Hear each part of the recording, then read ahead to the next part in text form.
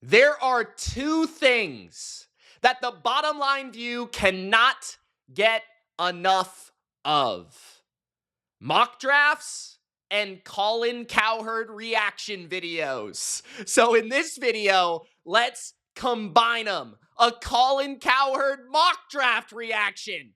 Gronk, spike the like button, and don't forget, don't be a jabroni. Subscribe to the BLV for more NFL analysis just like this. Let's find out if Colin can predict the NFL draft, if he's correct or if he is a fool.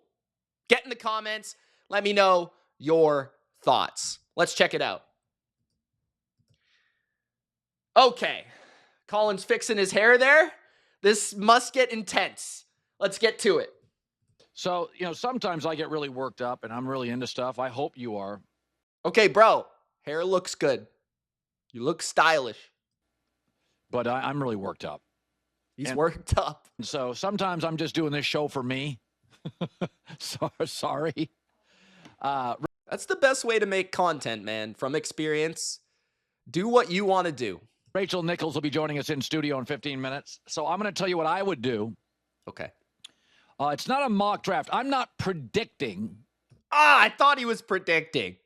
False advertising. Well, this is what he would do. So this is where analysis actually comes in. I'm almost positive that Colin Cowherd doesn't actually watch the prospects, but he relies on everyone else to tell him about the players. So he'll put together his notes, probably take the archetype of each player that he finds out about, and then place them on a team. So I'm intrigued to see what Colin Cowherd and his staff have brought us in this video. And I'm going to give you my thoughts on each of the picks and whether or not I think that's the right move for that team. That makes it actually kind of more interesting than a prediction. Because predictions, who knows, man? Who knows what the teams are going to do? That's not what I'm doing here. Okay. I'm telling you, if I'm GM, This is what I do. So there'll probably be trades. Everybody wants to trade down outside of Tennessee. Yeah. The truth is, it's not a great draft. People want to trade down, so that could be. I don't know if the Browns or the Giants truly actually want to trade down.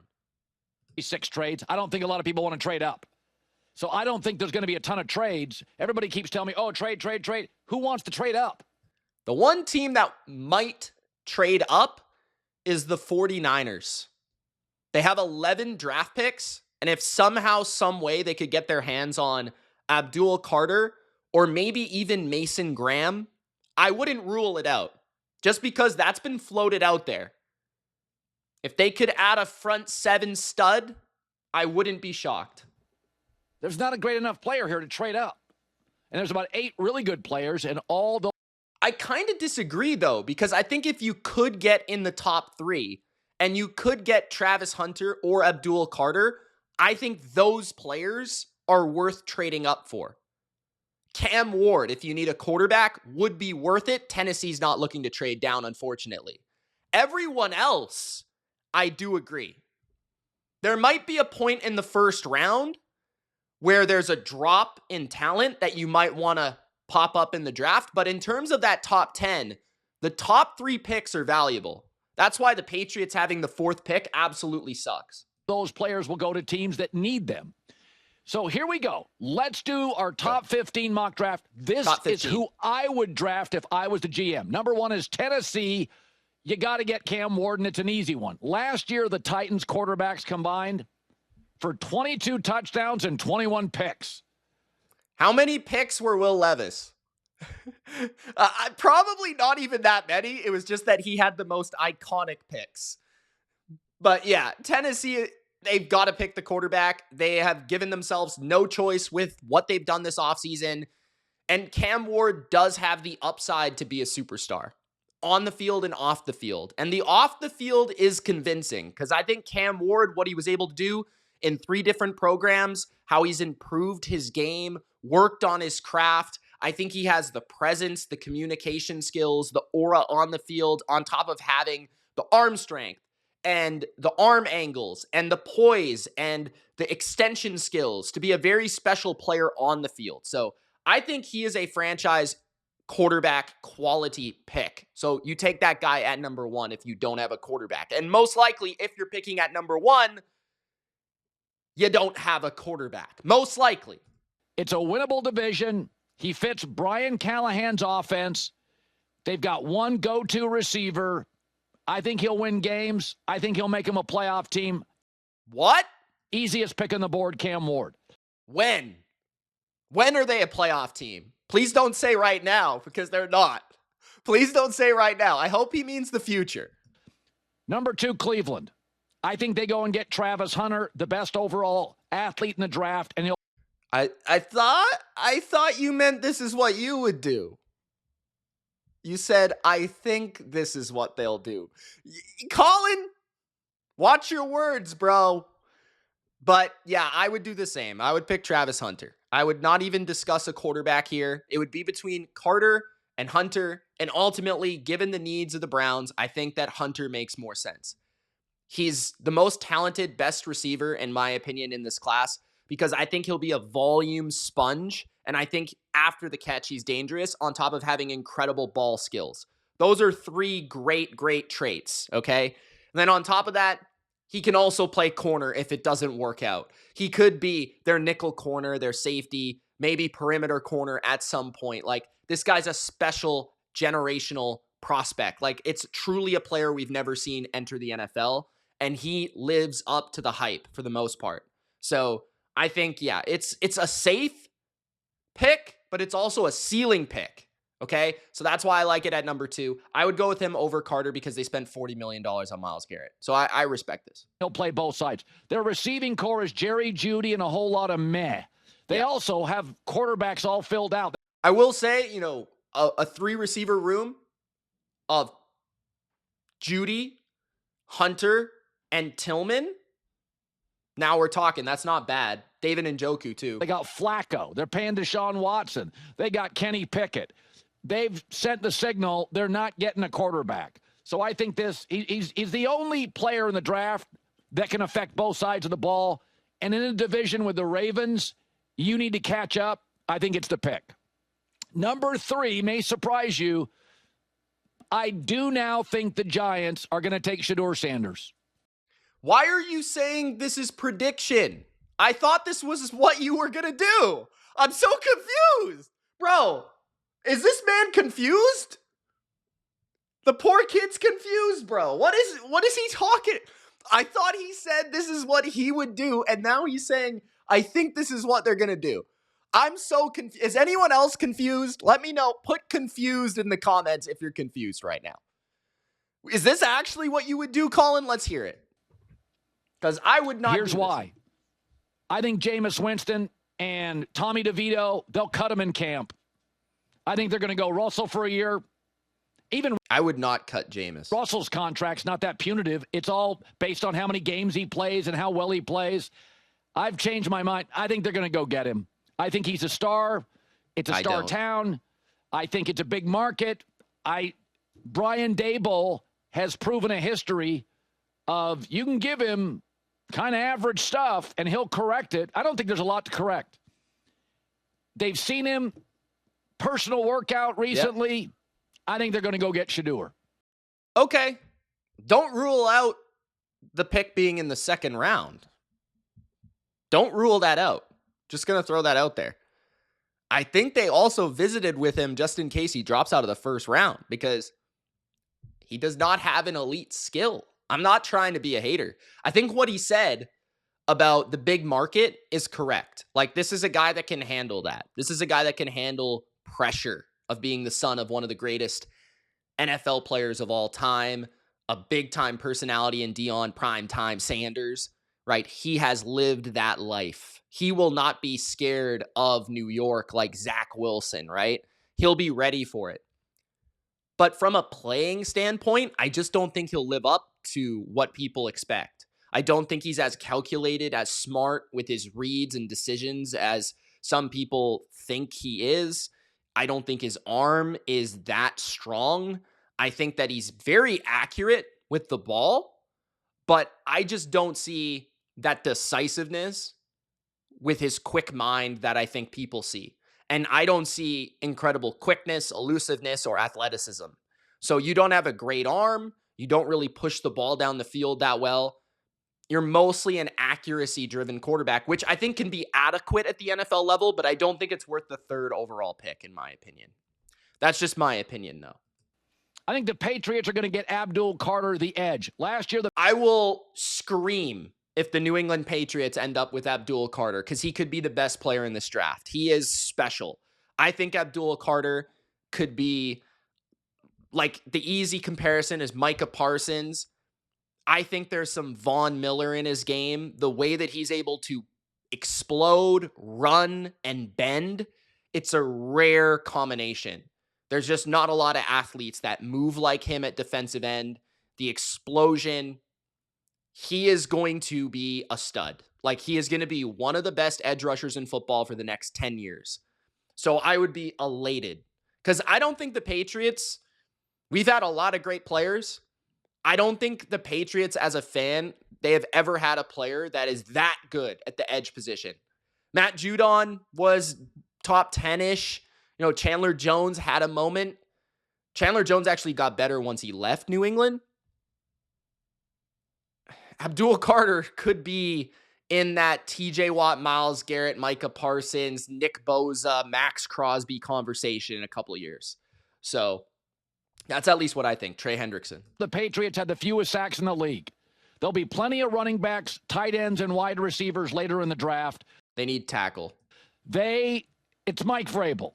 They're going to, go look at what they did in free agency. A lot of big uglies, a lot of size and movement. Carter's a great athlete. They don't need. No, it's as simple as he's the best player in the draft remaining, and it's so obvious that he's the best player that you pick him. Like, it doesn't even really matter. Plus, like he said, they had the least amount of sacks in football. They could still use an edge rusher. There's no doubt about it. It might not be the first or second need. Wide receiver, tackle are probably more priorities. But edge is like 3rd or 4th. It's not that far down the list. To rush Drake May's development, they can get him help later in the draft. It's a good tight end and running back draft. You can get that second. They don't need tight end. They don't really need running back either. I wouldn't be mad about a running back, but wide receiver, please. 3rd, 4th, 5th round, they get Abdul Carter. Jaguars get Mason Graham. Jags defensive lines. I haven't seen a single mock draft where Mason Graham is not selected by Jacksonville, which makes me believe that he's not going to get selected by Jacksonville. Like, honestly. Pretty talented. I think Graham's really underrated. People say his ceiling is low. All I know is when I watched him, he pushed everybody around the field. They had the 2nd worst total defense in the league last year. They've already got Trayvon Walker and Josh Hines-Allen. Add Mason Graham, and don't worry about the D-line for the next 5 years. The Wolverine big kid from Anaheim area in California, I think he goes number 5. I think the Raiders go get Ashton Jeanty, the running back from Ohio State. Again, he's speaking as if this is a prediction and not his take. Like, this is my problem with what he said at the beginning, but I'm trying to let that go. Ashton Jeanty to the Raiders, it makes a lot of sense. You know, at first, I didn't really like taking a running back this high in the draft for a team like the Raiders that needs a receiver more, that needs a corner more, in my opinion. You know, maybe even a linebacker, but he's so good in this draft where it's like there's a lot of uncertainty. He is special. Like, he could be an awesome top-tier running back for a number of years on a team that wants to be physical, wants to run the ball, Pete Carroll football team, Chip Kelly offense. It's hard for me to pass that up. And like I've said many times, like, the Raiders kind of do need a superstar player, and I think Jeanty would provide that for sure. Is he worthy of this pick? He's the best running back in this class. Geno Smith is very good on play action.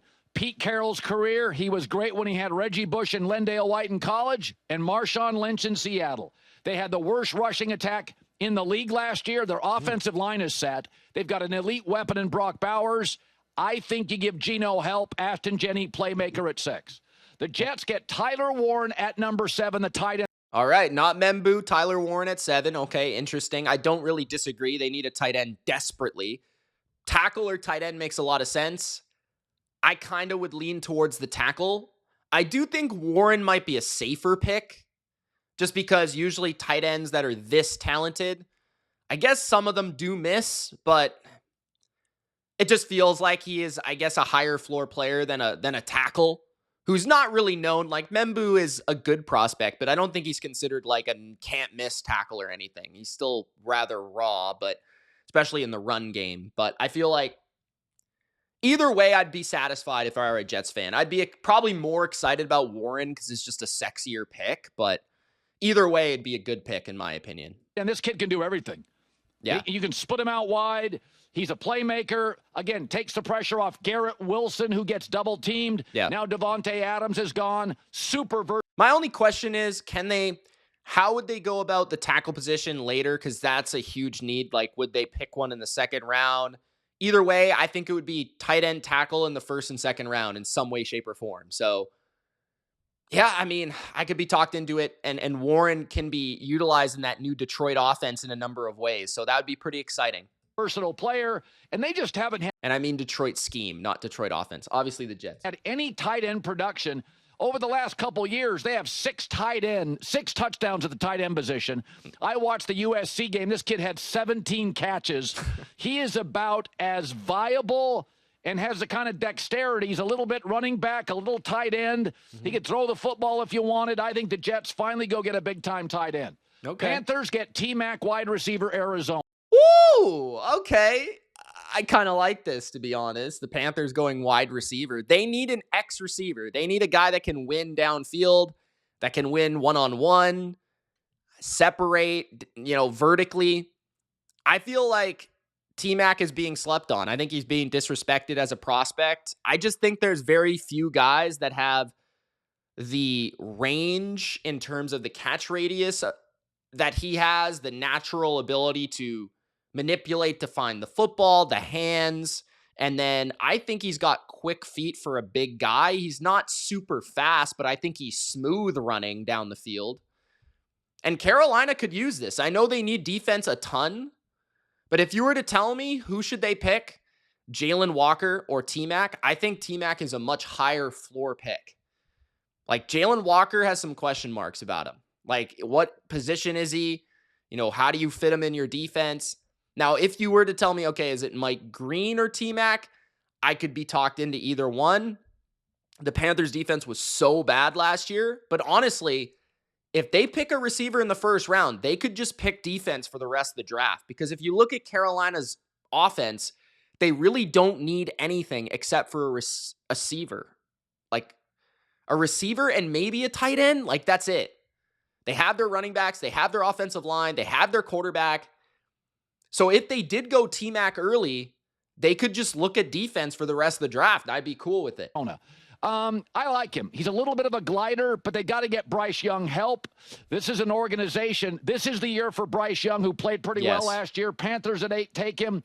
The wide receiver group in Carolina does not have a true number one. Yes. Again. And this is the coach that had Mike Evans and DK Metcalf in Seattle and Tampa Bay. Keep that in mind.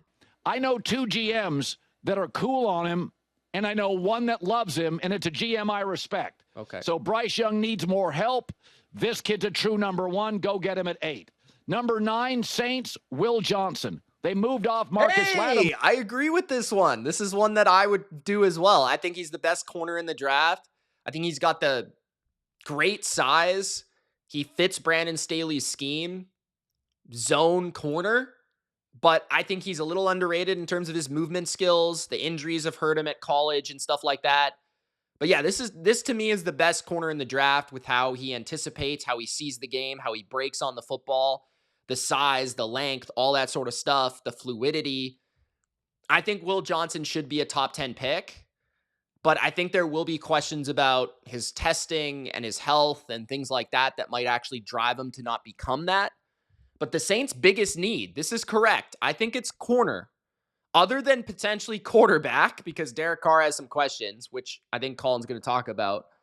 Corner is their biggest need for sure. More sending him to the Commanders, so they need a number 1. I think he's great. He was hurt at Michigan. I think he's a great corner. I think he starts for everybody in the NFL. At Denver, he starts. He's just not as good as Patrick Surtain. I think Will Johnson is an exceptional player. They had the I actually don't think he'd start 27 for the Patriots. He might. I guess they could move someone in the nickel spot. There's 3 starters at corner, so. Technically. I mean, unless you just say 2 perimeters, but. Ranked pass defense in the league. They've got to replace Lattimore. I know you're talking about and Debo quarterback, but I don't even know what to make of that Derek Carr story, and I think Shedeur is going to be off the board, and it's too high to draft Jackson Dart. Will Johnson, 9 to the Saints. Okay. Number 10, Bears. Saints have done a lot of research on Jackson Dart recently, I think. Go get edge, Jalen Walker. Listen, Jalen Walker, I don't think they would pick him. I don't think he's a fit for them.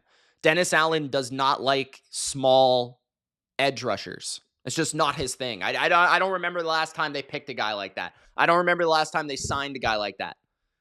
Right? They signed a guy from Indianapolis, right? Odenigbo or whatever.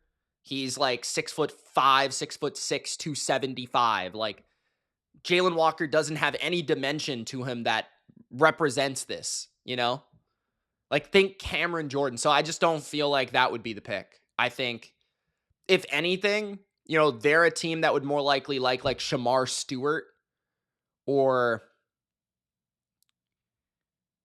probably Shamar Stewart, to be honest. Like, and I don't even really like Shamar Stewart. I like Pierce more. I like Green, obviously, more than him. I'd probably take Jalen Walker over him. I think Jalen Walker has to go to a hybrid defense where he can play a little bit of linebacker, a little bit of edge, and primarily edge, but primarily in a wide 9 alignment or in some sort of like where he's like Nolan Smith-ish, where he's like rushing from a wide position or, you know, being used in creative ways. Like, I don't think that defense calls for that type of player. But this is where I think, you know, some people might disagree, but I think Colin's just a little off here. Tez Sweat from the inside led him last year in sacks. They could have drafted in the number 1 spot an edge last year. He's a Georgia Bulldog who rushes the passer. Great physical specimen. I think you go get him. They keep upgrading in the trenches. The Bears upgraded their O-line this year in free agency. I do agree that defensive end is very high on their priority. I just feel like Jalen Walker is not the right guy. They upgrade their D-line at the top of the draft. I like Walker to the Bears at 10. Number 11, Niners, I would go Kelvin Banks. Trent Williams is aging at left tackle. He's 37. Interesting. I've heard some people don't like Kelvin Banks at tackle. So that would potentially eliminate the possibility of him being a long-term tackle. I would buy it more in San Francisco because San Francisco is more about the movement skills and the feet than it is the length of the player, right? The arm length, that sort of thing. He would be a great guard for them, but I don't think they're taking a guard 11th overall. I think they're very likely to take their favorite defensive line prospect, whether that be Mike Green, Kenneth Grant, Pierce, Shamar Stewart, whoever, Jalen Walker, whoever it may be. Like, whoever is there, Harmon even, like, I think they'll pick their favorite defensive line prospect in the first round. Unless, like, Membu or Will Campbell are there, and then I think they might consider a tackle guard, potentially, right? But Banks, I don't know, because I think some people see him as a guard. So I don't know. 7 years old, and let's be honest, if you're going to spend money on Brock Purdy, then you better protect him. Their O-line is the weakness of that football team. Right now, I think it's the D-line on paper, but I agree last year it was. And he's the best player available. I like him better than Will Campbell. I don't know. I watched a lot of Texas football. Okay. He was really good in the big games. He mauled people. So he wasn't very good against Georgia, but that's okay. I like him. Number 12, Cowboys. Amarian Hampton, running back, North Carolina. I think he's a poor man's Adrian Peterson. Whoa! Okay. I kind of see Latavius Murray, but that's just me. Some people see DeMarco Murray. So I could see kind of like the Adrian Peterson, poor man's Adrian. I guess I see that a little bit. I guess I understand it. He's not saying Adrian Peterson is pretty wild, but does he deserve to go this high? I think potentially. He's a very well-rounded running back. I think right away he can start in the NFL, take 20 carries in a game. He can catch the football. He can block. He can do a lot of different things. Like, I think he could fit in every scheme. Yeah, I think he'd be a good pick. I'm not even going to say that I don't like it. I think they could go somewhere else, but big, strong, just a hard dude to bring down. I mean, yes. Look at him run. Look at the legs. Look at the burst. And let's face it, the Cowboys running back room is atrocious. 27th in the NFL. They've already invested draft capital in the O-line. Miles Sanders and Javonte Williams. They've already paid CeeDee Lamb and Dak. They need star power, and there's not a good enough wide receiver to draft in this spot. Fair. I think this kid is electric. Starter day one. And again, I wonder if they would trade back. Again, Dak's better on play action than sitting back in the pocket throwing 40 times a game. Number 13, Dolphins, I'd go Will Campbell, LSU. Will Campbell making it to 13 is pretty crazy. I wonder if he knows something about that. I think he's pretty good. Not as good as Kelvin Banks. Again, you're investing in Tua. Tua has that injury concern. Go get an offensive lineman. You also lost. I totally agree. Get an offensive lineman, especially after Teron Armstead retired. You got to get a tackle or a guard. I mean, 100%. Very good tackle in Teron Armstead. So let's just. I know Will Campbell has concerns about his arm length. I get it. But at the same time, his movement traits, his agility, acceleration, those were off the charts. Also, I think his character is also pretty close to off the charts too. So I think he'll be a good football player. I'm not sure about great, but I think he'll be good. Do this. Go get it. I know it's not sexy. You're moving on. You tried sexy with Jalen Ramsey and Tyreek Hill. How's that working out for you? Yeah. Just go to the trenches and get a good left tackle. I agree. Number 14, the Colts. This will be the steal of the draft. Armand Membu from Missouri, who tore it up. Offense. A tackle? They don't need a tackle. I don't think. You know, maybe they could fit him in at guard somewhere in year one. Braden Smith is getting a little older, but they've got two good tackles. So I highly doubt this would actually be the pick. I don't think he would slide this far, honestly. I think he's too physically gifted to slide outside really the top 10 or 11, honestly. Offensive lineman. Outside of Quentin Nelson, none of the offensive linemen in Indy played 17 games. People talk about needing a tight end. Loveland's not good enough to draft in this spot. I think this will end up being the steal of the draft. Will Johnson and Armand Membu. Physical specimen. Mm-hmm. And listen, I think your receivers are good enough. Yes. You have Jonathan Taylor and Anthony Richardson. You should probably run more than you do pass anyway. He's a mauler. I'd take him. At that spot, he's about as good as player. Last year, the Colts, Chris Ballard waited and got the best pass rusher at like 15th. I think this will be the best player at 14th available, and he'll start day one. And at 15th, I just don't know where he would start. Stewart, edge rusher, Texas A&M. They don't get to the quarterback. Second fewest sacks in the NFL. Yeah. If you want to beat Baker Mayfield, you got to rush Baker Mayfield. Put pressure on Baker. And so I think it makes sense. Yeah, I don't disagree with this pick. I'm not sure that Shamar Stewart would be their choice if Mike Green's on the board. But, hey, some people might like the big, fast guy. And that's fair. I mean, his traits are unbelievable. So I get it. Have used their first-round pick on offense for 4 straight draft picks. Which is hilarious. So it's time to pay attention to defense. This, if I was general manager. Interesting, because for the first 5 picks, you said, I think they will pick. It's okay, bro. So this is Colin's what I would do mock draft. At number 1, he's got Cam Ward to the Titans. Number 2, Travis Hunter to the Browns. Number 3, Shedeur Sanders to the G-Men. Number 4, Abdul Carter to the Pats. I would love that. Number 5, Mason Graham to the Jags. Number 6, Ashton Jeanty to the Raiders. Number 7, Tyler Warren to the Jets. Number 8, the Carolina Panthers select T-Mac. Number 9, Will Johnson to the Saints. Number 10, Jalen Walker to the Bears. Number 11, the 49ers select Kelvin Banks. Number 12, Amarian Hampton. I always mess his first name up. To the Cowboys. Number 13, Will Campbell to the Dolphins. Number 14, Armand Membu to the Colts. Number 15, Shamar Stewart. Now let's say, which are the best picks? Abdul Carter to the Patriots for sure. Ashton Jeanty to the Raiders. I like the T-Mac idea to Carolina. I like the Will Johnson to the Saints. Now, and Will Campbell to the Dolphins too. I'll throw that in there. The picks that I think are least likely to happen. I don't even know if I want to say Shedeur, but he's in the conversation. The first about 8 are fairly likely, except for Shedeur. Number 10, Jalen Walker to the Bears feels very unlikely because of the scheme fit and type of player. I think Kelvin Banks is on the board for the Niners, but I don't think he's that high. Will Campbell, I think, will go earlier than 13. Membu, I just don't see going that late. And then that's pretty well it. Those are the ones I disagree with the most. I mean, Sanders, Banks, Walker, Campbell, and Membu for different reasons. Not because of, you guys get it.